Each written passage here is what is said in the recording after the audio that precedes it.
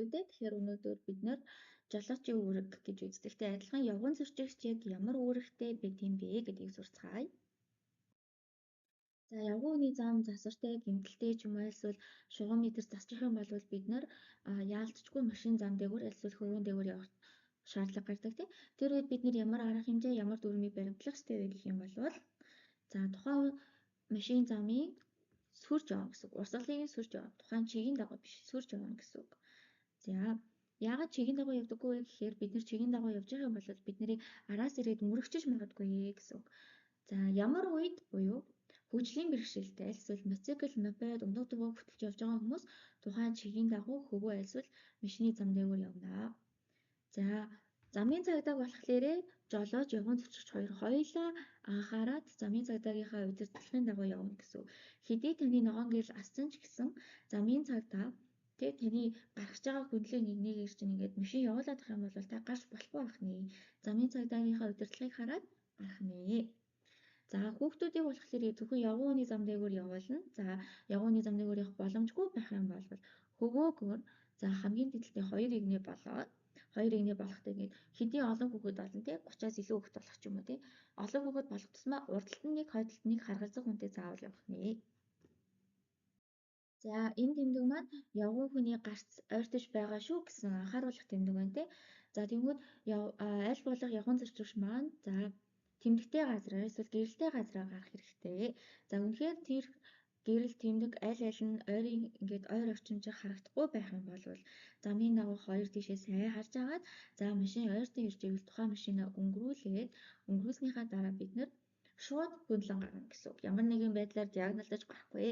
За гарахдаа бид нэр аль болох хурдан гарахаар буюу те ямар нэг юм давхгүй одоо хайс хашил давахгүйгээр гарах тийм газрыг сонгосныхоо дараа гарна гэсэн үг.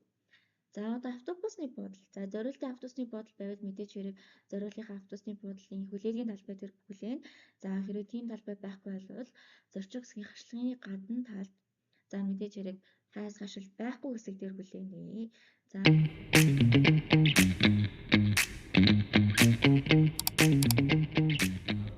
та манай сургалтын талаарх илүү дэлгэрэнгүй мэдээллийг баг тайлбар хэсгээс аваарай. Тээврийн хэрэгсэл маань ирээд гүйцэд зогссныхоо дараа зорчих хэсэг рүү орох нэ. За харааны бэрхшээлтэй хүн маань зорчих хэсгийн хөндлөн гарахдаа за цагаан таягтай байна тий. Бид нэр цагаан таягтай байж энэ хүн харааны бэрхшээлтэй юм байна шүү гэдгийг мэднэ гэсэн үг. За шаардлагатай үед бусдын тусламжийг авна. За аль эсвэл одоо ингээд бусын тусламжийг авах боломжгүй үедээ бид нэр цагаан таягаараа маш сайн тохио өгж байгаа зам хөндлөн гарна гэдэг чинь тий. За харааны бэрхшээлтэй хүнээр жолоочод ирэх үүрэг гэж бас байдаг. За цагаан таягтай хүн тохиогоо сайн өгөөд замын аль ч хэсгээр гарах боломжтой. За тэр хэсгээр гарч байгаа бол та тэр цагаан таягтай хүнд заавал зам тавьж өгөх үүрэгтэй байх нэ. За явган зорчигчид юу юуг хоригддаггүй.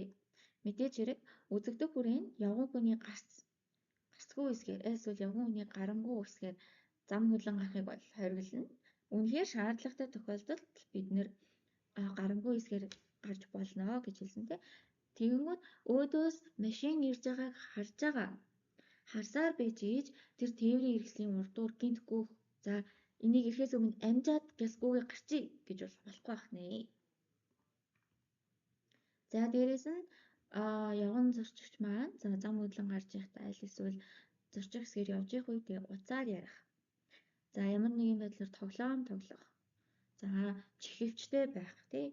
Одоо бусдаас ирж байгаа анхааруулах дохио, шүлгийн чимээг дуу дохиог сонсохгүй байх.